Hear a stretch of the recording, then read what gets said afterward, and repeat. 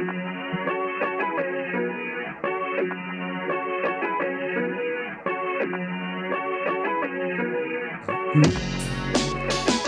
know how you grow up playing ball, and whether it's outdoor or indoor, you go to a certain spot and they say, bring your best five.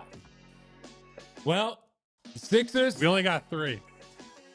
We got 5. Ethan's here for Bree. We got 5. We're all good. Welcome to the PHLY Sixers podcast live from the Xfinity studio, along with Derek and Kyle. I'm Devon. Ethan in for Bree once again on this Tuesday. Thanks to all of you for checking in as we get ready to talk about the Sixers starting 5 compared to the rest of the 5s in the league. Where do they square up? How do they match up against the best ones out there? Who are the best ones?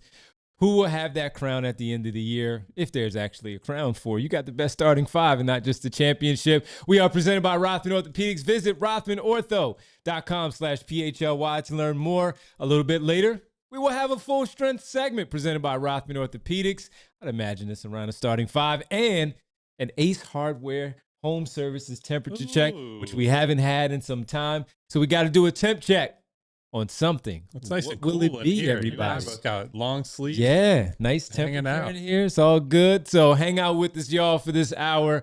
Let's have some fun, starting off with the best 5 in the leagues. My 5 versus your 5. And Derek, the Sixers have a pretty good 5 overall as we start to get ready for the season. Now that they added Jaylen Brown and LeBron James, of course, their 5 is pretty darn good. Joel Embiid, Tyrese Maxey, VJ Edgecombe returning in the starting 5.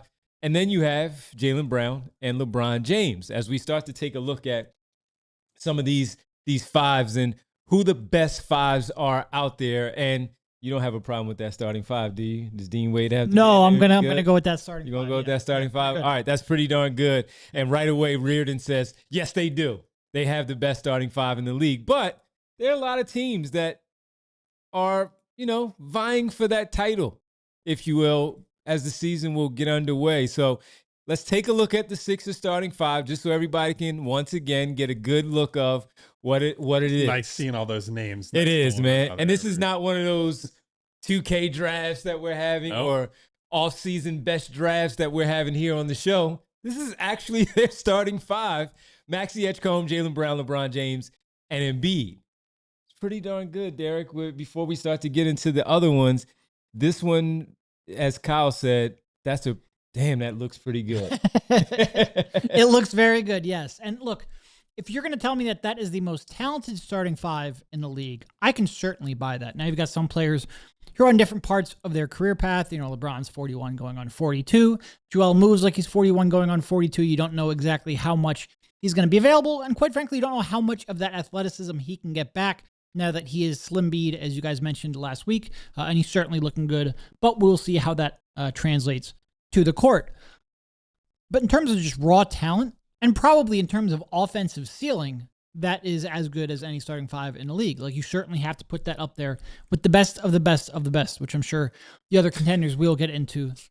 The fact that you just did that, Devon and I had an extended conversation before you got here about the scene in Men in Black where the agent who's not Will Smith goes, because we are the best of the best of the best, sir. And then Will Smith makes fun of him. So the fact that you did that independently, I knew Devon would start laughing I'm completely disconnected from the conversation you guys are having, but that's fine. Funny. That's fine. No, I think you. Will Smith was like, sir. Sir. Anyway, I'm done.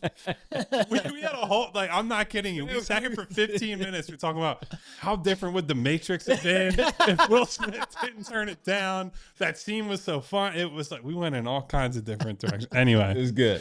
So sorry for ruining your flow, but no idea where I was going anyway. It's fine. We mind melded. So I'll pick up where Derek left off. So I think the main piece of conversation here is how much do you care about the on paper talent? How much do you value chemistry, the stuff that we can't really put a numeric value on necessarily? Because if you just take the Sixers at face value, I think they're, I don't want to say easily the best starting lineup, but they are number 1 to me because you have 2 former MVPs the context that Derek brought up notwithstanding, you have two guys coming off of all NBA seasons, and then you have a top 3 pick, young guy, like the burst of athleticism and youth that a lot of these types of lineups need, and VJ Edgecombe, who we all think will take a step forward next year. It might not be like statistically in terms of the volume, but efficiency, his productivity on defense. So like, I think we all expect that stuff will come along. And so on paper, I think it looks great. And LeBron changed things monumentally, because if it had been Dean Wade, they had traded for Jaylen Brown, Wade was the big offseason acquisition. That's still a really good 5, but I do think you're missing some basketball IQ and passing and rebounding, like all the different things that LeBron does, on top of being the all-time leading scorer, on top of being LeBron James, who can manipulate the game at will. Like, they would have been very good, and I still think elite. LeBron takes them to a completely different level. Now, how do you price that against a team like the Knicks, who have played together for a while, climbed the mountaintop? How do you price that against the San Antonio Spurs, a team that already, while all these guys are super young, was able to make a surprise finals run, and the Thunder? And, how do you factor in teams like the new look Heat, where they don't have a lot of depth, but bringing in Giannis, boy, they're going to be really good with that starting 5. So to me, it's going to take some time for us to solidify that they are the best 5 in the league.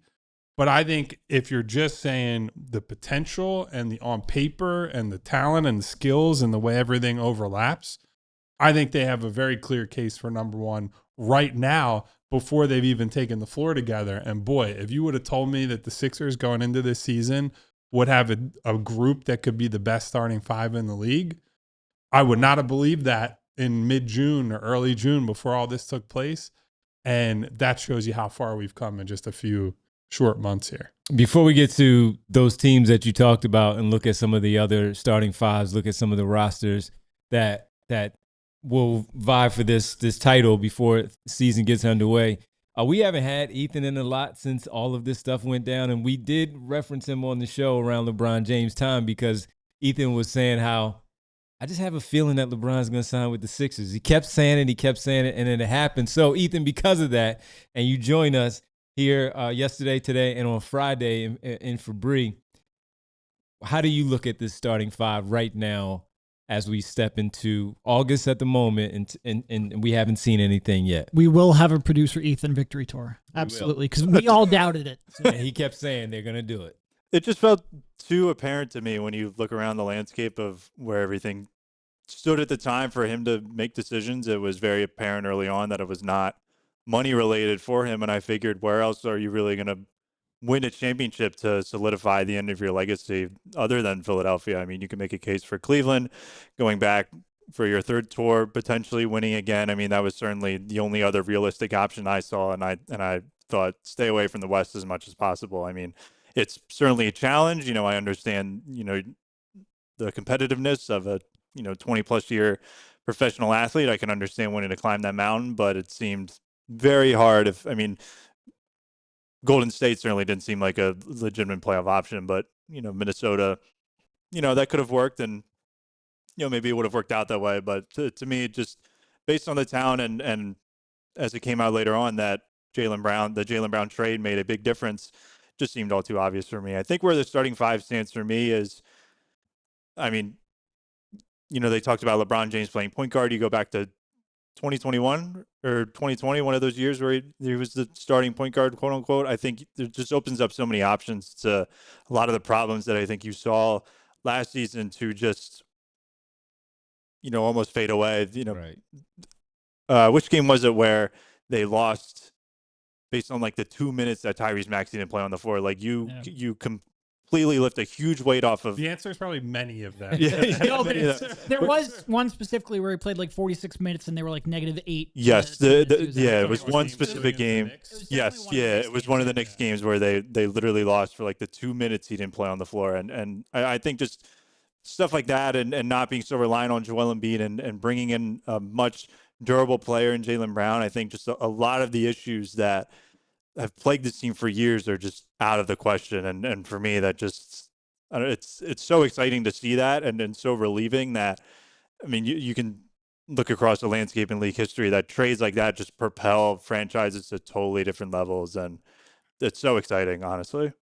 All right. Appreciate that, man. Let's get to it then. Let's start to look at some of the candidates for the best starting five. And I think we have to start and stay. You brought up the Knicks already, stay in the Eastern Conference, stay with the champs, and just look at their starting five that has already gelled. Of course, we know what they look like.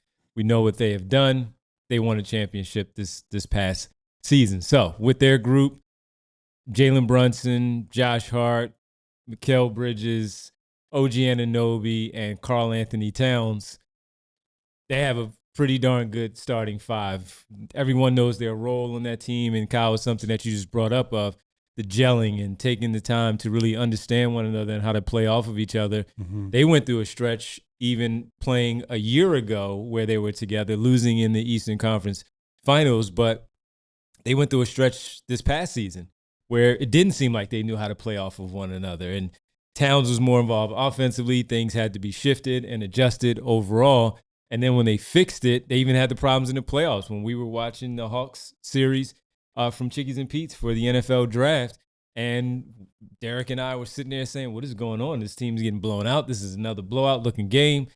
But after that, they turned it around. So it's basically exactly how you said it, of finding the way to gel with one another and figure it out. Where you have the talent, 1 through 5, will it work?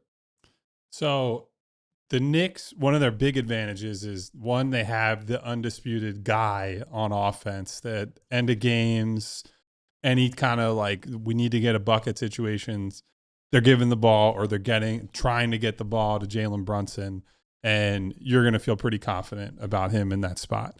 And Karl Anthony Towns, I still, even though they won a title with him, I still have some defensive reservations about him, especially without some protection behind him in the form of Mitchell Robinson. Like, that's where I think we could see some big shifts with the Knicks this year, is watching that drop off from Robinson to our old pal Andre Drummond in the front court. But the rest of the guys benefit so much from Towns on offense, where he's a very good passer, but more importantly, he's probably the best shooting big man in the league. And the fact that they can play 5 out at basically all times. Like, Josh Hart is someone that at times has been a dare shooter. And unfortunately, as the Sixers learned, when you just leave him open, you give him opportunities and confidence, like over the course of a series and a playoff run, he will make a lot of open shots. Of course, Mikal and OG are going to make the majority of their, well, not the majority, but they're going to hit a high percentage of their threes. OG and Mikal, really, really good defensively. Josh Hart, like a level below that, but still a very impactful defender and a great rebounder. So I still wouldn't have them even second on my list. Like, I believe in the Thunder's healthy group more, but that's not a knock against the Knicks. And I think what that says more about the Knicks is that part of their success, in my eyes, is less about that starting 5 and more about how they're able to hit teams in waves, their ability last season especially to bring in their depth pieces. And frankly, they got more out of guys that were cast-offs last year. Like, Landry Shamet is someone that was borderline out of the league and, really found himself in the playoffs in particular last year. Deuce McBride, I've joked on this show, I've never seen the guy miss a shot. So we'll see if that streak continues this season. So they're in my top 3 for all those like, the talent is great, the chemistry and the reps that they've gotten is great, and just that understanding that they've built. So they're certainly in the conversation. They're a little bit behind the top group to me, but frankly, they don't care, and Knicks fans don't care where they rank because they won the most important thing, which is an NBA championship. Such a weird team. Devon mentioned that they had to find their way a little bit in the regular season. Do you know what their net rating was in the regular season with their starting 5? I don't think it was great. It was a plus 1.5 in over 1,100 possessions. They were barely above average as a lineup, not as a starting lineup, just as a lineup in general. And then in the playoffs, they were plus 14. They ran to the title. Some of that was on the backs of really strong shooting. Like, they shot 40% from 3. That lineup did in the playoffs. They shot 56% on long mid-range jumpers. How much of that is sustainable, we will see. But I do think they figured something out with how to use Towns to really facilitate their offense that helped them have the success that they did. And also they're just, they, for the most part, you say like, all right, when the playoffs get around, the effort teams aren't going to succeed because everybody gives effort. Well, no, they've proven they have just like an extra level of effort that pretty much nobody else in the league has. So you have to respect them. But I do agree, like on paper, I don't think they are on paper as good as OKC's lineup. I don't think that the Knicks are on paper as good as the Sixers lineup, quite frankly. You can even throw the Spurs in there, who we'll get to, but just because of the sheer dominance of Wemby, you could talk me into the Spurs lineup being in there as well. But given what they just accomplished in the playoffs, it's hard to disregard them either. So I would certainly have the Knicks in there if we're making this the top 4. I think there is, like I said, the Spurs, the Thunder, the Sixers on paper, and the Knicks are kind of like in that upper echelon. All right. That's our. To give your thoughts on the Knicks? No. Oh, come on. No copping out. No, they I would certainly put, and look, they got it done. So as you guys have both said, they got the ultimate. That doesn't matter the title that they wanted. They got the actual title and won the championship. But when you look at that starting 5, the issues that they were having, and then figuring it out the way that they figured it out, changing the whole philosophy of how they were doing things, running everything through Towns. But even while running things through Towns, they also scaled back on the scoring from Towns a little bit. And when we have discussed multiple times already in different shows of sacrifice on this team of what the Sixers are going to have to do, Jaylen Brown has talked about it, so has Tyrese Maxey. We have yet to hear from LeBron James, but we expect them to have to sacrifice a lot of stuff. And that's what the Knicks did with that starting 5. They were together long enough from a year ago to this season and having the troubles that they were having to eventually figure it out. And as Kyle pointed out, in the end, they have the ultimate guy that can win you a basketball game with the possession on him, on his shoulders. And whether it's going, the shot is made or not, they don't care because the history says that more times than not, it's going to make it. But again, the defined roles are there. Talented is all. They win the championship. And even when you have somebody and you look at it and you say, all right, Josh Hart may be the one weak link in their starting 5, he's the ultimate team player. Mm-hmm. He knows his role. He knows exactly what he's doing out there. And that's where it doesn't really affect and get into any problems caused with him. Because, look, he might want to stay a 5th starter. There were times last year where it looked like could it be Towns and Mitchell Robinson in the starting lineup with Hart having to come off the bench. Things didn't work. They had to adjust it again. And it did. In the end, it didn't matter. But they won the championship. So now I would still put, because if we're talking on paper and we're just looking at it, the Sixers are probably in front of them. And you could argue the other 2 teams out west, which we're going to get to on the other side. But when it all comes down to it, everybody wants what they have, which is what the Oklahoma City Thunder won the year before and what the Spurs and the Sixers are also going to be playing for this season. So we'll come back on the other side. We will get to those Western Conference teams to round out the 4 as we laid it out with those 2 West teams, the Spurs and the Thunder, what they look like. Maybe some controversial picks for the 5th starter for the Thunder and the Spurs of who could or should start for both Big of those 2 shakeup in teams. OKC with the Lou Dort trade. So there's definitely a spot there to figure out. So let's see what that looks like on the other side when we get back. Derek, Kyle, Devon, Ethan, we are over 60,000. Thanks to all of you people, subscribers. We appreciate it.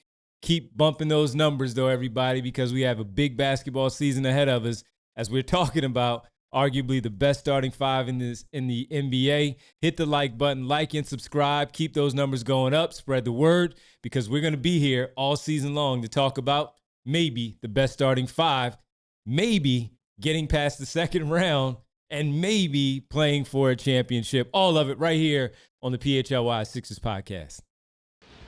Hey, it's Devon Givens from the PHLY Sixers podcast. And the heat and humidity, is it sneaking in? AC, not cranking like it should? Don't worry. Ace Hardware Home Services has got you covered. From the fluctuation of the weather here in the area, where one day it's 98 degrees, another day it's 78. Well, kind of gets in the way, and maybe things have gotten a little bit off track for you as you try to stay cool and up to date on the weather. From AC repairs to water heaters, plumbing, and electrical, their trusted local pros bring the same helpful service you know from Ace right to your home. Whether it's a quick fix or a bigger summer project, they've got plenty of tools, the know-how, and the people to get it done right. Ace Hardware Home Services, bringing helpful to your home. So we still have plenty of summer left. And if it's acting up, the AC, HVAC acting up just a little bit too much, check out our good friends at acehardwarehomeservices.com today to get started. Guys, next up, we want to tell you about Xfinity, specifically their 5-year price guarantee. Because what if you could have reliable and intelligent Wi-Fi? And what if you could keep it at the same price for 5 years? That's the Xfinity 5-year price guarantee. Imagine Wi-Fi that makes everything in your home work together, that finds and fixes problems before you even notice them, like a super intelligent Wi-Fi with a sixth sense. And that lets you stream the game even when the whole family's online. All your devices working in perfect harmony for 5 whole years. Here's the best part. There's no annual contracts, there's no hidden fees, and you get Xfinity's best equipment included. Take it from me, a lock and change in 5 years. For example, Paul George has been traded 3 different times. Championships are won, records are broken, dreams grow bigger. But your Wi-Fi, it should stay reliable, and the price should stay put. Lock in your price and unlock the possibilities with Xfinity. Learn more at Xfinity.com. Xfinity, imagine that. Select plans only, restrictions apply. Back here on the PHLY Sixers podcast with Derek, Kyle, Devon, and Ethan, all of you. We got to get to our full strength here, presented by Rothman Orthopedics. Visit rothmanortho.com/PHLY to learn more on our full strength as we talk about the best starting fives in the NBA. Do the Sixers already have the best starting five on paper? No games, no minutes, nothing yet, no wins, no losses. But man, that five looks good. We just talked about the New York Knicks. Now let's head out west, and we'll start off with the Oklahoma City Thunder, Derek, because that's a team that has lost one of their starters that helped win the championship in 24, and what that team looked like with Lou Dort now headed to Atlanta. He is no longer there. So what does that starting five look like for the Oklahoma City Thunder? I don't know who Ethan put up there. Maybe you guys do as a potential five. So this is going to be a good one once he reveals the OKC. Well, we know Shea and we know Jaylen Williams. The question is, do you have Chet and Isaiah Hartenstein in the starting five all season long? Do you take one out? Mainly Hartenstein coming off the bench, but I think this is the right starting five there. With Cason Wallace in that spot. Yeah, I mean, what was really the other option there? Like maybe AJ Mitchell. Yeah. Yep. Which I think he would fit in decently. Like he'd give him another ball handler and creator. But this is, Cason is just such an incredible perimeter defender that I think he makes that lineup click pretty well. Look, they're great. And I think a lot of people are going to look at Chet, and I've seen it in the chat already, and your last, we're slaves to recency bias in some regard, and certainly to the stage that he struggled in. But he's a really good player. And that lineup with SGA and Chet and Hartenstein and anyone else around them was like a plus 21.5 in about 1,000 possessions. They're going to fit almost no matter who you put around them, but especially when you have so many options and so many two-way players at your disposal, even after a summer where they lost some serious depth because they have to shed some luxury tax bills. I think they are, in terms of bankability, the Sixers obviously we don't know exactly how they're going to fit. The Knicks struggled a little bit at times throughout the course of the regular season. The Spurs we'll get to in a second. But in terms of if these guys are healthy, they're going to be among the best starting lineups in the league.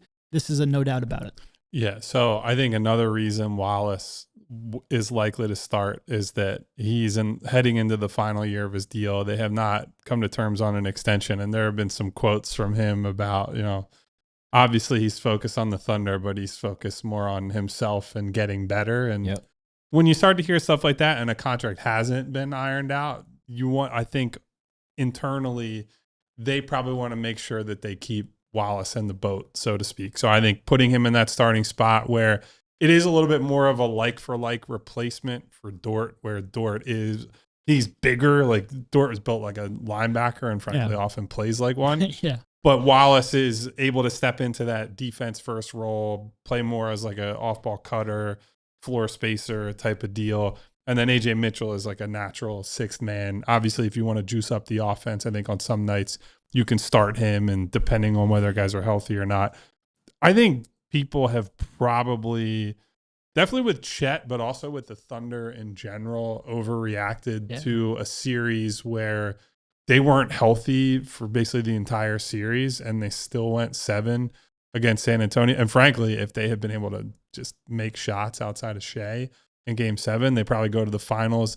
And who knows how those finals turn out? Like, especially with Jaylen Williams. I mean, we look at he's the second best player on that team, and he was not available. He was not healthy. All-Star caliber player who was not only injured in the playoffs, but injured or out and recovering for most of the regular season.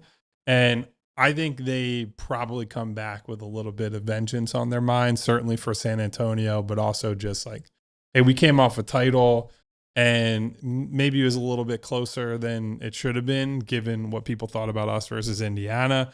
And it plays a little bit into the idea that it's kind of a shaky looking title when you lose in the conference finals to a young Spurs team. I don't buy that at all. I think they are a tremendous two-way team, particularly on defense. So I'm once again, big believer in the Oklahoma City Thunder. I think that top group is going to be great. I do wonder if at some point they pivot out of the Hartenstein thing and maybe figure out, I don't know if they chase a bigger fish. I don't know if they turn him into, maybe someone with more of a perimeter game that also still offers some defense and rebounding, but that is a great, great team. I think they're going to come back and have another great season. If there was a pivot off of Hartenstein, are you pivoting to a more 5 where Holmgren can still play at the 4, or are you pivoting where Holmgren's going to have to play at the 5? It's tough because I think on most nights I would rather it be Chet at the 5 and have someone who's like a real perimeter athlete who can space the floor and play off ball and do different things that Hartenstein is not going to do or is not good at. The problem is the teams that they have to get through in the West, a lot of them have really good big men like Jokic in Denver, Wemby in San Antonio. Frankly, when you get to the finals and you got to deal with, like a Karl Anthony Towns, with a Joel Embiid, with like a lot of the best teams in the league have a big, imposing center that is key to the team's game plan. And so that's what makes it so hard to figure out, like, which path do we travel here? And I would say I'd probably rate Chet higher than a lot of people, because I think, especially coming off that series, everyone has kind of thrown him in the trash. The second he got healthy and was available for them is the second that team went from like, they got some fun young players to, oh, that's a team that can win 50-plus games and, go on deep playoff runs. So I'm excited to see what they look like again this year. And I do wonder if Sam Presti picks a road at some point. Well, let's just remember they have Jaylen Williams, the other Jaylen Williams, behind Hartenstein. He can play the 4 and the 5, but he plays a lot of 5. They just drafted Adey Mara from Michigan, and they have Thomas Sorbor. So they have a lot of bigs on that roster. We'll see where they go. I think they'll be just fine with Kayson Wallace in there for Lou Dort. I think he's a better player. He just is not built like a linebacker and is not as tall as that linebacker. He's more of a corner in size than that. So. No, and he's more of like a lockdown one-on-one defender. And he's just a more reliable decision maker. Yeah. Yep. Overall. All right, let's get to the Spurs now, everybody, as we transition to the team that knocked off the Oklahoma City Thunder and took them away from defending their crown in the NBA championship, the San Antonio Spurs. And we have 2 questions here with the Spurs. So I am very curious to see where Ethan went here, because not only do you have Castle and Wembanyama in the starting lineup. We put 12 in there. That's why I wanted to know. Oh, no. Is it going to be 12 or is it going to be Champagnie? No. Right? 12. Champagnie or 12 in the starting lineup. Tobias Harris for our audio-only listeners who don't know the 12. The joke. And then the De'Aaron Fox and Dylan Harper case of it also. Kyle, will stay with you to start with the Spurs. 12, Champagnie, Fox, Harper. Is this the 5 or are they go back to starting Champagne? Tobias Harris Neither on am this I. team, just to be clear. Now, But who do you think does start? I was going to say the Champagne. question Okay. is, did they promise him a starting job there? And I always, when we have these offseason conversations and, guy signs for whatever amount of money that looks like maybe that's a steal or maybe it's this, a lot of times what those smaller contracts come with are some form of, it's not like an in-contract guarantee, but it's like, hey, GM of the team said to so-and-so's agent, Yeah. he is going to be a regular starter. Like if he signs here, we will do that. And teams have to live up to that, because if you don't and you mess around with some of these agents in that way, well, then the next time you're at the negotiating table with another important client, then might come back to bite you. It's why, not pointing any fingers or naming any names, but some guys have come back on 1-year deals that you're like, hey, why is that guy back on a 1-year deal when he wasn't good on his first 1-year deal? Well, player option was declined for a reason, and it wasn't because he wanted to opt out of the contract. Anyway, I wouldn't be surprised if Tobias starts, but I think it would be a mistake. I think Champagne is basically the perfect role player within the system they have and with the surrounding personnel they have. I think we are rapidly approaching the point that Dylan Harper should start. It's criminal. And that's not even trying to disrespect De'Aaron Fox. It's more about how much I think Dylan Harper needs to play. It's more about how good I think Dylan Harper is. And frankly, like, he needs to be getting up more perimeter catch and shoot looks, because he's not good at them right now. It was the one big mark against him coming out of Rutgers and a question mark he didn't really answer. But if you just continually have him in the second unit and coming off the bench where he gets to control the offense more, I don't know that he's ever going to work on it enough to the point that, like, once he gets to his prime, it's like, all right, well, he's just kind of a mid shooter or worse, and you got to live with that. So I think they got to get him in there sooner than later. Now, does that make them better right here, right now? We could probably have an argument about that. I think even with that question mark and even with Fox having some warts to his game, it's a team that from, the start of the calendar year last year was probably the best team in basketball for 4 or 5 months until the Knicks just went on an absolute heater through the playoffs. So I absolutely think they're in the conversation for the best starting 5. They also just have depth guys to rotate in. And look, if Harper gets in here, then you have like a De'Aaron Fox level player coming off the bench as a bench spark plug. I don't think he's accepting that role, which is a big reason he'll continue to start. But they have good problems. I do think they're going to have to address it sooner rather than later, that their number 2 overall pick, who looked like a future star at times in the playoffs last year, is not playing as many minutes as he needs to down the stretch. No, look, I understand benching Fox would be very tricky. And that is a conversation I don't have to make and a relationship I don't have to mend. So I fully get that it is way more complicated for them to do it. He has to start because you invested the 2nd overall pick, because he clearly has so much more upside. And quite frankly, his skill set and Wemby's skill set just fit so hand in glove perfectly. You can't not. Like, I understand that now's not the time to trade Fox. If we're talking about Chet and the way that he had a struggle in the playoffs, well, so did Fox, and it's on a much bigger contract, and people are going to, like, it's a very tough contract to move. But you look at, like I said, not only how much you invested him with the 2nd pick, how well their skill sets fit.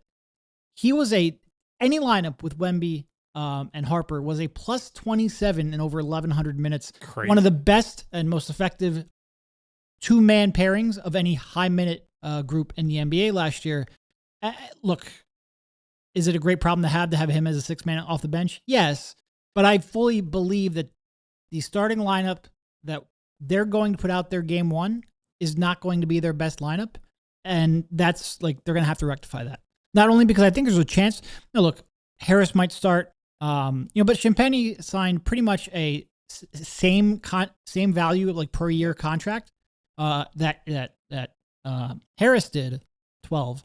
So, like, maybe you're not necessarily beholden to the new guy, but I do think their best starting 5 includes both Champagne and Harper. And I think there's a chance both of them are on the bench to start the season. Yeah. I wonder if they based on training camp and all, they just go with the smaller lineup and have just one of the Vassell or Champagny or Harris on the floor with those 3 guards just to start it off, because we already know Fox and Castle are good defenders. It's just Harper. Harper he wasn't a bad defender. He was okay for times, especially as the rounds got deeper, and you have the ultimate cleanup guy behind you, so you can maybe match up against some teams in that way. So we'll see. But I just wanted to bring up that when Ethan put the graphic up and 12 was there, Nell Christian said, "Ooh," in the chat. I think that's just appropriate. That was our Full Strength presented by Rothman Orthopedics. Visit rothmanortho.com/PHLY to learn more at Rothman Orthopedics. Good place, of course, if you need to get checked out. All right, let's take our second pause of the show. When we come back, we also have an Ace Hardware temperature check. Ooh, we got that one from Nell Christian. We'll run up some of these other starting fives around the NBA that at least deserve discussion. And maybe not in this top 4, but there's some pretty darn good ones, and see if they can get into the conversation overall. If we're talking tiers, this is the tier, these top 4. And then what? It's the PHLY Sixers podcast. Don't go anywhere. Football is almost back, y'all. I can't wait. You can't wait. And you know what? We have a new wrinkle here with Splash Sports and ALLCITY's $500,000 Survivor contest. That's life-changing money, everybody. You could do a lot with $500,000, and that's just off of football, right? What could you do with it? Plenty. We all know how Survivor contests work. You pick the straight-up winners each week, and you can't use the same team twice. I have some teams already in mind. Make the right picks throughout the season to avoid being eliminated. This contest has a guaranteed $500,000 payout. Let me say it again.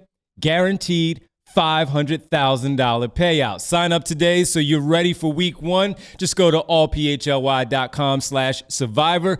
$500,000 up for grabs. So enter today at allphly.com/survivor. That's allphly.com/survivor. Sponsored by Splash Sports. Paid partnership. Skill-based contest. No sports betting. Open to U.S. residents 18+. Void where prohibited. Entry fee $25. Rules at splashsports.com/allcity. If you're looking for the perfect way to cool off this summer, guys, I got to tell you got to check out Rita's. They've got a brand new Shirley Temple Italian Ice. That's right. And it tastes just like the classic drink you grew up with and that Joel Embiid loves. Want to take it to the next level? Add the Shirley Sparkle topping for a little extra fun. While you're there, grab the limited edition Shirley Temple cup, snap a photo, post it on social media. You could win free Rita's for a year, but don't wait because this flavor is only there for a limited time. So Rita's is about more than one great flavor. Their Italian ice is made fresh daily. They use real fruit, and the frozen custard is unbelievably creamy. So if you've never had a gelati, that's Italian ice with that frozen custard together, you are seriously missing out. I love a mango gelati personally, but I got to get the Shirley Temple one now. So before you head over, download the Rita's app, find your nearest location, order ahead. If you're a new app user, you get a free small treat for signing up with so many flavors to mix and match. Rita's, ice, custard, happiness, be cool, go to Rita's. Back here on the PHLY Sixers podcast, Derek, Kyle, Devon, Ethan, all of you. I see that super chat in there too from Mr. Sandman, Bring Me a Dream. We got to get that super chat up there. Mr. Sam, you know what? Let's do it right now. Mr. Sandman says, let's be real. Maxey is Clutch Sports' biggest star after LeBron retires. Don't hate the player, hate the game. Who would What we are we be being hating real here? about? Maybe it was something in the chat that was going on. Yeah, because we never talked. That's an inside thing. I'm on the outside of it, apparently. So yeah. Thank you, Mr. Sandman. Thank you, Mr. Sandman. You want to clarify that for us? I don't I don't have know. any problems. No. Great. Usually if when Maxey's the face of Clutch moving forward, perfect. yeah, He's a Philadelphia usually when you 76er. say "let's be real," it's because you're pushing back against something somebody else said. I don't know what you're pushing back on. We said the Sixers arguably have the best 5 on paper. And that includes third-team All-NBA Tyrese Maxey. Yes. Big-time clutch guy. Yes, he is. All right. Let's keep it going. So I was going to say, who's the next? I think Can we make this the temperature check? temperature check presented by Ace Hardware Home Services? We got to gauge the temperature, y'all. Ace Hardware Home Services presented by our good friends from Ace Hardware for the temperature check. We haven't had this in quite some time, but if you're checking it out, visit acehardwarehomeservices.com to get started on your next project. All right. Who is the next one? So when we talked I think about this is where there's tiers, a real drop or it gets more into. I think that top 4 just on paper is pretty however you rank them. That's the tier top 1. 4. Yeah. Yeah. I think after that is where you can make cases for a lot of different teams. So where does your mind go first here? Honestly, it goes towards the only problem with the Cavaliers is I don't know who their 5th starter is until Not Strus. the Kuminga and the Peyton Watson thing really comes into play. Yes, it could be Strus or it could be Jaylen Tyson. Wherever direction they go, I kind of wonder if it's going to be one of those other 2 guys because of what they've done clearing the space with Schroeder, sending him to Charlotte. But Max Strus in that starting 5, I like it. But, I mean, they got to the finals last year. Okay, cool. It's either Cleveland, Minnesota. I would even say them over the Pistons. You upgrade Collins over 12, but how much of an upgrade is that really? So the Pistons probably deserve some more respect here after last season. Unfortunately, everybody also watched the playoffs too, and they still have not come to terms with Jalen Duren on a deal after he had a nightmare postseason. Yeah. And great regular season too. Look, I feel like we've been given benefit of the doubt with injuries and everything else, so I can't sit here and just like tear apart the on paper case. But I would be lying if I said I wasn't concerned about the fallout of this offseason and the playoffs on Duren and their whole identity, because yes, they got John Collins in there and like he's good. I don't know if he's like a seismic upgrade over Tobias Harris, and they made some nice additions to their bench. But in terms of the starting 5, it is still going to be a lot of Cade Cunningham doing almost everything, and they're going to be relying on that 2-man game between him and Duren's ability to score out of pick and roll. So if they had a resolution to that, I think I'd be more comfortable putting them up here. I think I'm more inclined, as Ethan throws up the Cade, Duncan, Asar, Collins, Duren lineup. By the way, Asar Thompson, menace of a defender. Like, love watching that guy. If it wasn't for Wemby, he was Defensive Player of the Year. Yeah. Honestly, even though I am a bit of a hater on this team in general, might be an understatement, there's part of me that still thinks Denver should be in this conversation because the 2 building blocks have just such a well of experience and chemistry in Jokic and Murray. Like, Jokic is still one of the best players in the world. I think, again, if we're just doing on paper, the concerns with the Nuggets are a lot about Aaron Gordon's health. But if I'm just throwing that out the window for like Joel Embiid, then I'll say, look, Aaron Gordon ties everything together for them. He's the perfect counterpart next to Jokic in the front court. Maybe Cam Johnson, with another year under his belt there, is able to, hit more shots, find his comfort level. And Christian Brown probably has a bounce back here. He needs to. Very much needs to. Right now, it's like, boy, they're paying him way too much. And if they do bring back Watson, though, where does Watson slot in there? Is he starting over one of those 2, or is he coming off the bench? Yeah, I guess maybe he starts over Brown. Yeah, or if Cam Johnson doesn't play that well again, he doesn't play a lot. Yeah. So it's a case for me because once we get to this point, it's like, all right, a lot of these lineups are going to be 3 links in the chain you feel really good about, and then 1 or 2 that you're like, yeah. And I think the case is Jokic, Gordon, Murray is as strong of a 3 in terms of their synergy and how they complement one another of anybody in the next group of teams. Yeah, I mean, there's still part of me that can't completely forget how much Murray struggled against the Wolves. Yeah. And look, I guess some of this question comes down to, are we talking about a regular season starting 5 or a playoff starting 5? Not so much with them because obviously they have had their playoff success. But I do worry about Murray. He just looked like he wasn't quite physically what he used to be. And if he starts to decline at all, he's always been a player that seemed like he was on the razor's edge of just enough athleticism to play his style of game. And I always worried, like, when he loses 10%, is he going to be significantly impacted by that? So I'm going to have that in the back of my mind. But they've played so much together, I think it's fair to put them in that group. But even if we're just talking regular season, like, I think people are going to get annoyed at this. I think the Boston Celtics could be in this tier as well when you start talking about White, and Tatum and George and Robinson. Now the 5th starter, still a little bit not 100%. Oh, I guess Pritchard could be in that spot. Yeah, Pritchard probably 5th starter, right? I had to guess. So I think that's probably going to be a really good regular season starting 5. I just wonder whether or not there's going to be a little bit of a ceiling on their playoff chances. And I would probably lean in that Wolves conversation, just wondering what the other starter is. We kind of went through this a little bit earlier before the show, and we put Ayo Dosunmu after getting that big contract. Now trading for LaMelo Ball and having LaMelo Ball, Ayo Dosunmu, Anthony Edwards, Jay McDaniels, and Rudy Gobert, that's a pretty good 5. Really? And you just wonder how it's going to work because the steadiness from Ayo Dosunmu of trying to balance it out with LaMelo Ball in the backcourt with him, with the craziness that comes with it, but he's also just a talented basketball player. So will it all work? Can Chris Finch find a way to kind of reel in the issues that Ball has had in the past where he was able to do whatever he wanted in Charlotte? And now that's different because, number one, it's not his team anymore. This is Anthony Edwards' team. It's not even a question.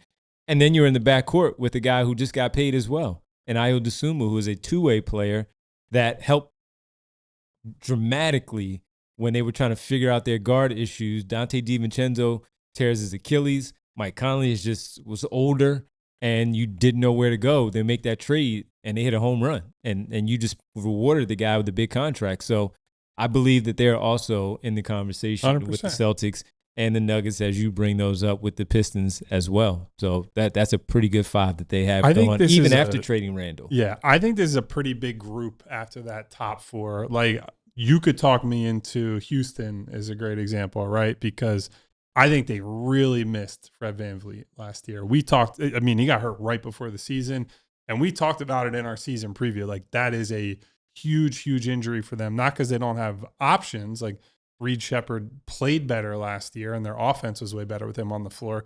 But VanVleet splits that difference between helps you out on offense, like can set up the offense, can play off the ball, and run your team a little bit. Mm-hmm. Also is a sturdy defender, like guy who gives a damn on that end. And it takes responsibility away from someone like Amen Thompson, who last year had to masquerade as a point guard at times. And with the way his shot is, like, that's a problem. So I think this year they're in a better spot because they presumably will have VanVleet. I think you look at a team like Toronto, if the Kawhi trade is completed, if he's available, which that is a whole conversation we'll probably have at some point this week. That's a really good group, right? Like, putting him next to Scotty Barnes was awesome last year. Quickly, if he's healthy, Barrett is I'm kind of low on him, but I'm not a fan. He's like at least a guy who can fill a role. Yeah. The center spot is where I really don't feel good about them because if Colin Murray-Boyles was 2 or 3 inches taller, I think he'd already be the starting center. But Pirtle is just not really a guy I believe in. So I think they're probably a little bit below this other group, but I think it's a case where a lot of different teams could get in the mix here, depending on who the 5th starter is and how everything shakes out. All right, let's take our last pause of the show. When we come back, run through a few more teams that we had that we agreed on, and then maybe our surprise, maybe 5s, fun 5s as the season goes along that you might want to pay attention to during the season. We'll do that on the other side. It's the PHLY Sixers podcast as we wrap up the Ace Hardware temperature check. Make sure you visit, once again, acehardwarehomeservices.com to get started on your next project. You know those moments when you're not looking to get a full meal, you just want a little something extra? That's exactly where Wawa comes in. Wawa has become my go-to anytime that I'm craving a sweet treat. And let me tell you, we are a big sweet treat household. Love walking down the street, stopping by Wawa, and getting whatever I think I'm in the mood for at the time. If you're feeling something rich, creamy, you've got the strawberry cheesecake cream smoothie. If you want something that tastes like summer, there's a pina colada float. I'm going to have to get one of those today, honestly. Or if you're looking something you can really dig into, the caramel cookies and cream parfait is seriously hard to beat. I love some caramel at almost any time of the year. That might be on the menu for me soon too. It's perfect as an afternoon pick-me-up. It's a little reward after a long day or even a late night dessert run. We love those. No matter what you're craving, Wawa's got ice cream parfaits, floats, and cream smoothies. They're ready whenever you are. You guys already know it. You gotta have a Wawa. Parks Casino is my casino of choice. Parks is a great place for a night out and a night of headline entertainment and award-winning dining. Make the night complete and stay at the new, beautiful Park View Hotel. That's Parks View Hotel, which is just steps away from Parks Casino and offers shuttle service. Just announce Magician Michael Carbona on September 19th. Tickets still available for these headliners at Parks Casino. Don't forget about George Thorogood and the Destroyers on August 28th as well. You got Sebastian Bach with special guest Steven Adler from Guns N' Roses on October 23rd. You can't do any better than that. And you can't see acts like this unless you are going to Parks Casino. Don't forget about the great spots like the beer garden that they have, the great restaurants around the entire casino. It's a fantastic place. I've been there multiple times. Bree has been there as well. You should get there too. Very easy to navigate. Enjoy yourself. Visit parkscasino.com to buy tickets. You must be 21 or older. Gambling problem, call 1-800-GAMBLER. Final segment here on the PHLY Sixers podcast. Hit the like button, y'all. Like and subscribe. Leave a comment. We appreciate you as always. Just to run through a few more that we had discussed that we may not have mentioned. We mentioned the Pistons, the Wolves, the Cavs, Raptors, Heat, maybe with Bam, Giannis, Wiggins, and Mitchell. Who's the fifth starter there? Is Larson maybe? PHLY Larson? I would probably start him and bring Tim Hardaway out the bench as just more of a pure shooter in that 6-man role. I think they desperately need shooting, so I think Tim Hardaway is probably going to start if I had to guess. Yeah. Because, you have enough size and defense and all that with Bam, Giannis, and Wiggins. And Mitchell. 3 through 5, and then Mitchell in the backcourt. You desperately need a shooter. You need shooting. Yeah. Fair. We'll see how that one plays out. Devon is miserable about it. Yeah. Ugh. That's why they're in this conversation at the 51-minute mark of the show. And the Fun Five. Just to kind of run through some other teams that we talked about that are certainly not in the first tier and not in the conversation with those other teams that we just mentioned, but they had the potential to at least be like league pass kind of teams where we look back and we're like, hey, did you see such and such last night? Did you see that team last night? And so, Kyle, I'll start with you with just this first one I know you were going to bring up. We were in agreement when you said it, so Utah Jazz. Yeah, I think it's Utah, and they fit a similar profile as Washington, who I think we'll also talk about, where they've been bad tanking teams who have picked up some intriguing young talent. Like in Utah's case, Darren Peterson, when he has been on, has looked every bit like a future star. They already have Markkanen in place. Keontae George had a big breakthrough season last year. And then they traded for Jaren Jackson Jr. and didn't really use him because they were not interested in winning games last year. You put all that on the floor together, I think they're going to be, if not good right away, I think they're at least going to be fun to watch. They're going to be competitive. And certainly, where does Ace Bailey factor into that conversation? Right now, it looks like he might be coming off the bench. Yeah. But if you play Jaren Jackson as a smaller 5, he isn't even small. He just doesn't rebound is kind of his problem. It's unbelievable. So, it blows my mind that he's as bad of a rebounder as he is. So I think it's not really Ace's fault if he comes off the bench. It's more that Jaren Jackson can't do the traditional center stuff. And so they got to get a big body on the floor. But it's a fun starting 5. I think Nurkic ends up starting at center and whatever. I don't really love Nurkic all that much. But it's a really good blend of guys who are in their prime and are ready to win and young guys who are on the ascent or just starting their journeys. That's normally a really fun league pass team. It doesn't mean they're going to win more than, 40 games or something like that, but they can make a big leap forward this year, I think. Well, if we're just going with fun teams, then I would probably nominate the Chicago Bulls, who feel like a fun team for the first time in a very long time. But when you add Caleb Wilson to Buzelis and whatnot, and Norm Powell is a good fit. Nick Claxton will probably start at the 5. Claxton, yeah. But it's really, to me, Caleb Wilson, who had a monster summer league. I love his game. Cannot wait to watch him play in the league, just from a sheer entertainment standpoint. And quite frankly, they should be, they seem like they have a direction for the first time in a very long time. It might take Caleb Wilson a year or two before he's really impacting winning in that way. But, yeah, I think they're going to be a blast. Who's their 5? Caleb Wilson, Nick Claxton, Giddey, Buzelis, and Powell. Okay. All right, so that's the 5. That's a pretty good 5. Fun group of 5. Yeah. We mentioned, Kyle already mentioned it. We were going to talk about the Wizards with now Anthony Davis and Trae Young. Then you bring in AJ DeBances, the number 1 overall pick, and just a slew of different other young guys that they have collected via the draft over the years. They have a pretty good collection, a group of players. Trey Johnson, Will Riley showed some stuff last season as well. And Sarr next to Anthony Sarr Davis next to in the Anthony front Davis. court, I actually really like. I think their skill sets complement one another pretty well. That's going to be a fun team to keep an eye on, and we get to see them 4 times because they play the Sixers, maybe 3 times, sorry, not 4 times. We'll see them 3 times throughout the year, and we'll see them a lot and what they look like. So that will be a team that I'm keeping an eye on. And then the other one, I think, is the Hawks. Sixers nemesis. Of course. Because they just can't beat them. So, Okongwu, Jaylen Johnson, Lou Dort with the addition there. The question is from there. CJ McCollum is back on a what was it, a 1-year deal on a big payment, like a 1 for 21 or something like that. They have Nickeil Alexander-Walker. Also, I actually don't know if Dort is going to start. But see, that's the thing. I don't know where they go. I don't know where they go. What are you thinking? Because that's a pretty good group right there, but they have so much talent on there that you can go in a totally different direction. Some of the other names, Dyson Daniels, of course, all NBA defender. He's starting.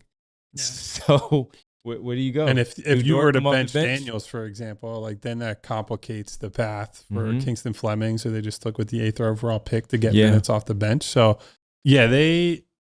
look, I get why they brought CJ back. Like, I think you could see the vision for him as they got him acclimated, and certainly had some big moments late in the season. But look, they're a guard-heavy team. They're going to have to shuffle in guys in and out and play pretty small at times. So I'm curious to see how that shakes out. And then when you make a trade for someone like Lou Dort, I think the expectation from a lot of people will be, well, clearly he's going to start.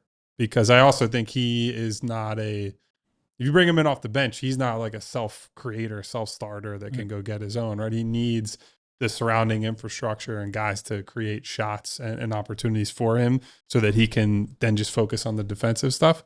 So that's the tough part with them. Like, I think they're going to be a very good team, and I think they're deep. I'm not sure they have a singular 5 that I'm like, oh, they're coming out with that out the chute. And that really scares me. To your point, though, I would start Alexander Walker over Lou Dort. I wouldn't even think about it, Nickeil Alexander-Walker had a tremendous year last year. Really good last year. And just looking at their depth, everybody, Kingston Flemings they drafted, Zubi Ejiofor, and Henry Vesar, and they won't even play. Shout out our guy Jack Reacher. Jack Reacher, what up? They won't even play.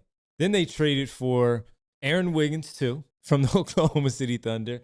Brought back Jock Landale, traded for Devin Carter, so he's a third string point guard. About that deal. Also added RJ. They also added Ryan Nembhard from the Dallas deal. So they have like 4 point guards that can play. Yep.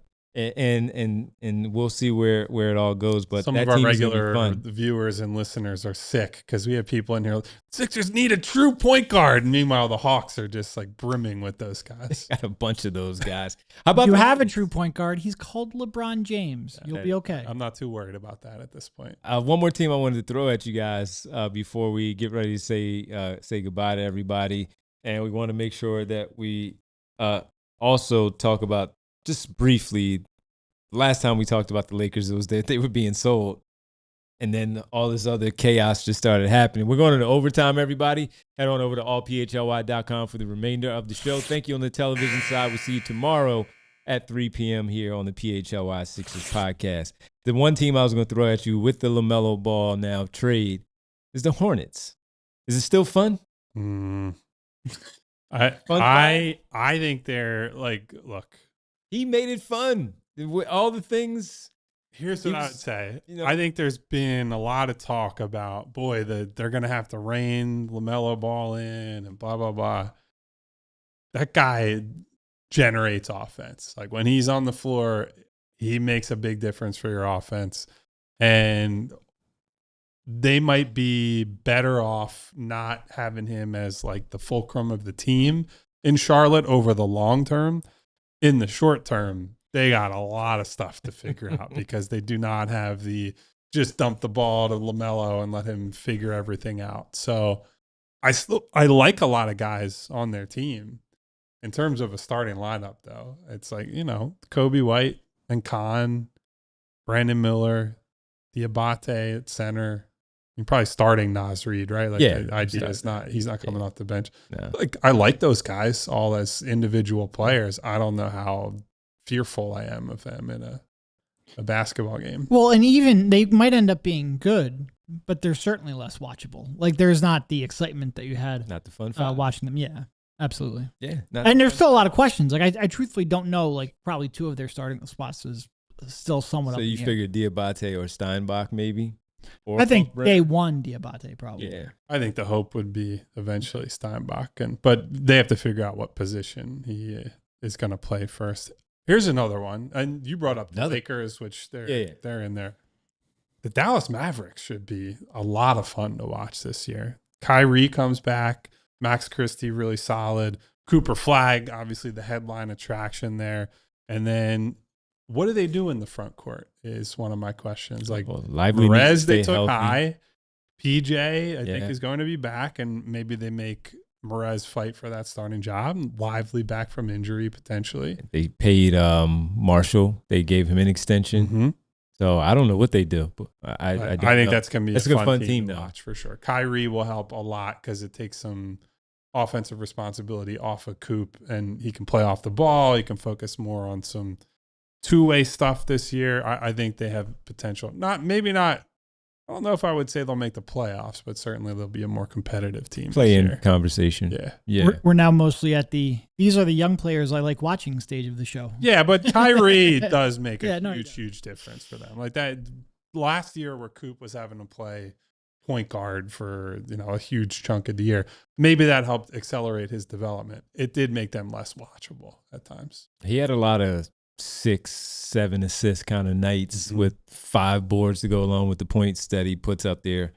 I'd imagine, to your point, while the assists may not be at that high of a number, I would expect his rebounding to maybe go up a little bit more with those points, and the points to just continue to climb because of now you have a table setter in Kyrie Irving to help you out overall.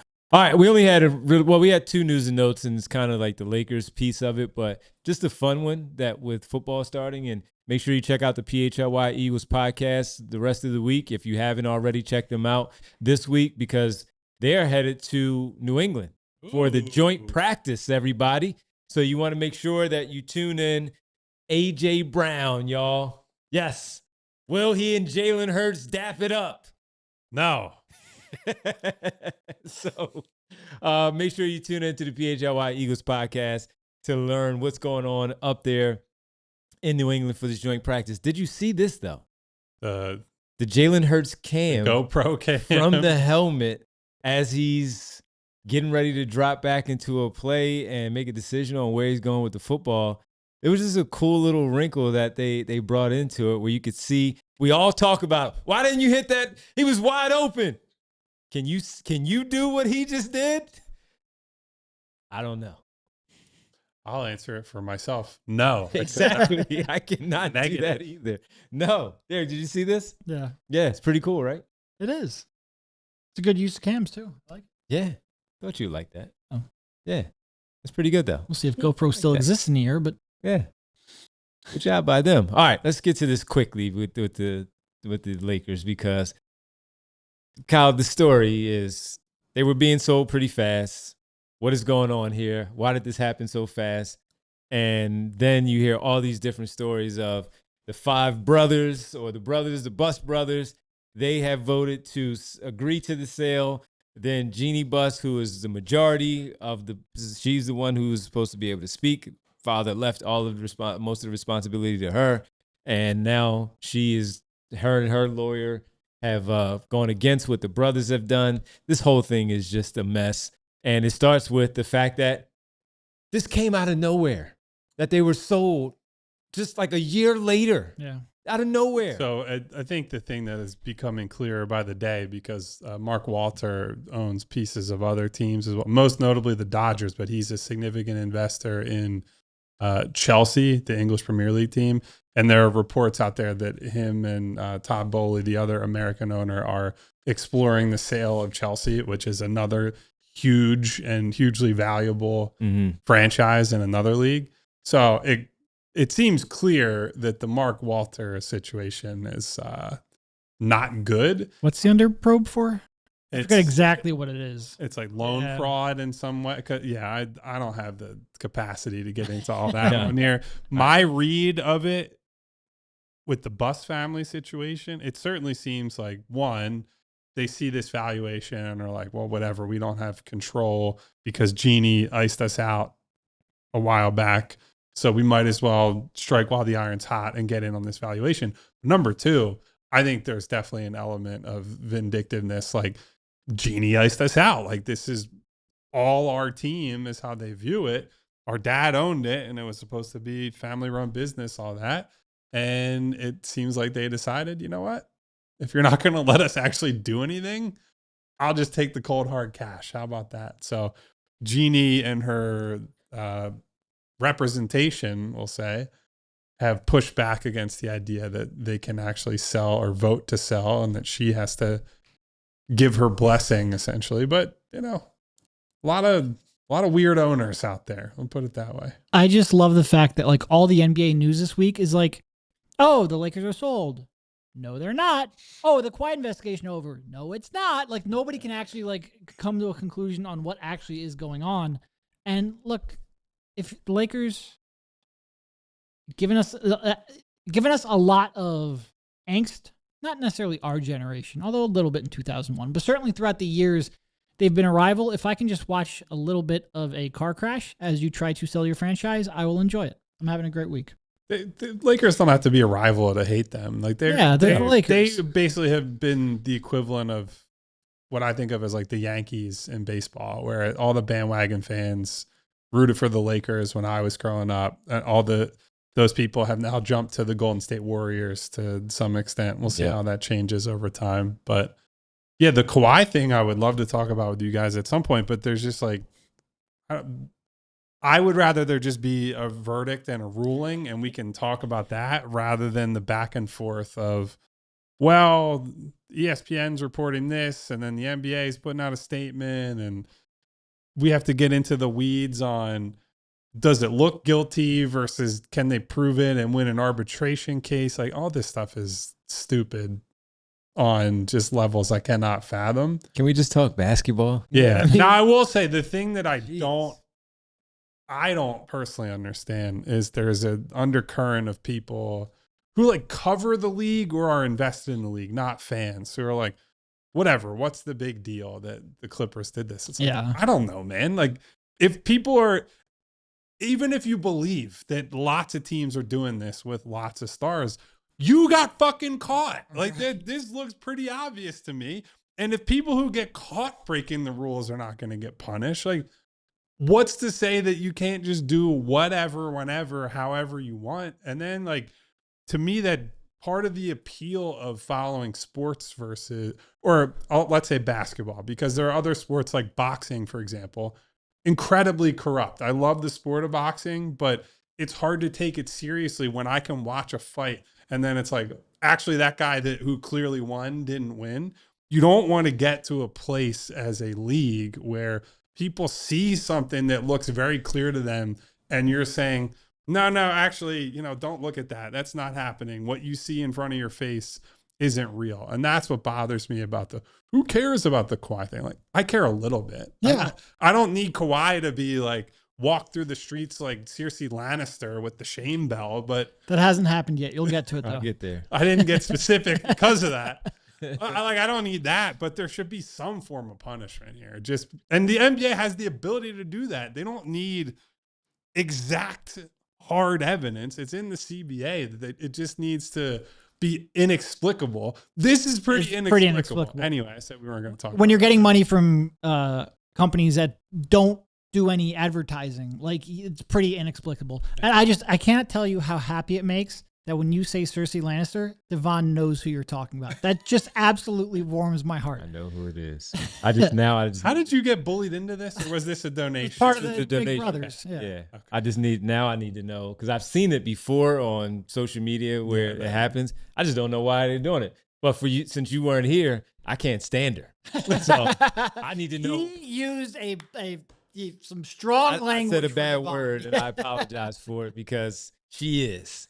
And yeah, we need to find out. She did a great job, clearly, as this Very character. good job. Yeah, so that's it on the Lakers and the Kawhi situation. Everybody, this was a fun one, talking about the 76ers and their starting five, where they rank even before dribbling a basketball, playing a minute together out there on the floor. The starting five for the Sixers, where they rank with the rest of the league pass, fun five later on in the show. This is a good one. We appreciate all of you. It's time for the world famous, though.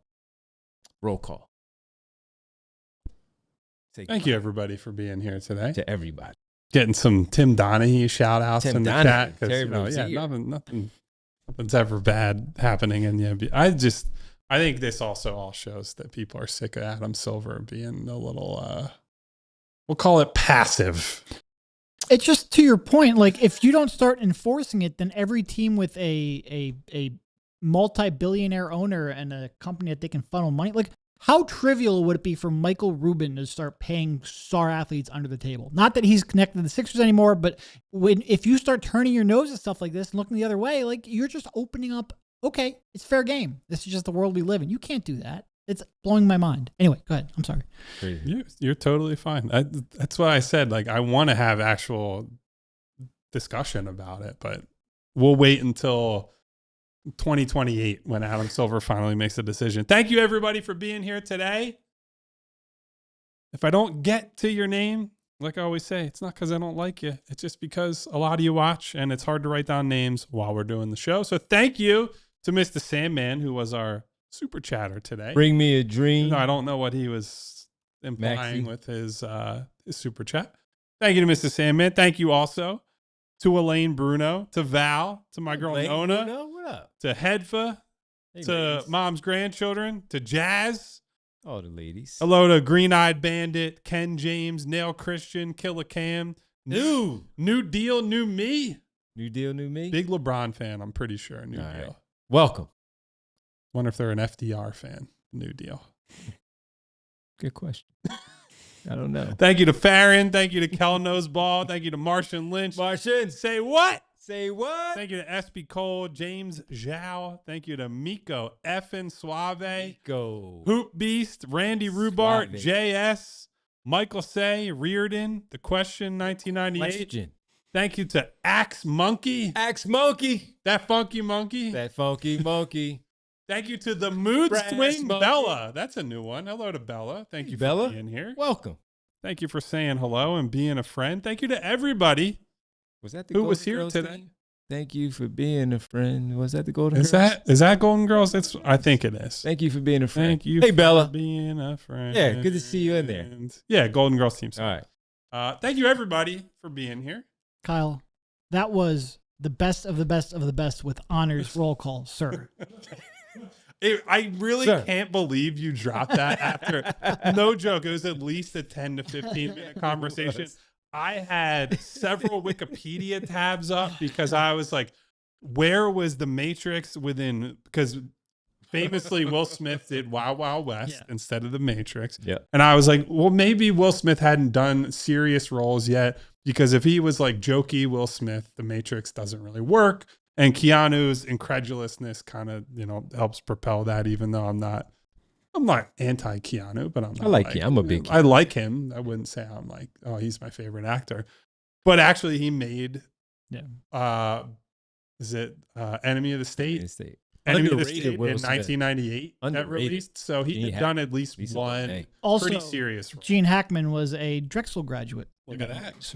Really? Yep. I did not know that. I actually didn't know that. Shout out the French Connection and the conversation to all timers. Not know that. So yeah, we had a whole conversation about Will Smith and that exact Men in Black scene before you knew it. So shout out to Derek for bringing that back. Thank you to Evan's Travel Channel. Thank you to Aunt Cole. A few other late arrivals here in the chat. Thank you, everybody. For being here. Hey, maybe they're traveling to New England with the Eagles guys. The Eagles. Make sure you tune in tomorrow. Guys and gals. 2 I think p.m. Lindsay's up Lindsay's there. up there too, yeah. Hope everybody has fun on their road trip. I hope you all had fun today. If you did, hit the thumbs up button on this video. We know it's a phone. We know you had fun. We know the It's a Sixers thumbs had the number one starting five in the NBA. or at least they will once they get their reps together. And if you believe that, and if you believe in this show, and this channel, this team, hit the thumbs up button. It makes a big difference for us. It makes a big difference for the company. It also says thank you to Ethan, who stepped into the producer's chair again today while Bree is on vacation. Shout out to Bree, having a nice, relaxing time. And shout out to Ethan. You can show your love and respect for him with a thumbs up on the video. You can also hit the subscribe button. Join the more than 60,000 people 60,000 now. Subscribe to the channel. And hit the bell icon so you get notifications each and every time that we go live. Next time will be tomorrow, 3 p.m. for another weekday show. Until then, stay safe, take care of one another. Goodbye, everybody. See ya. We all silly like the mayor.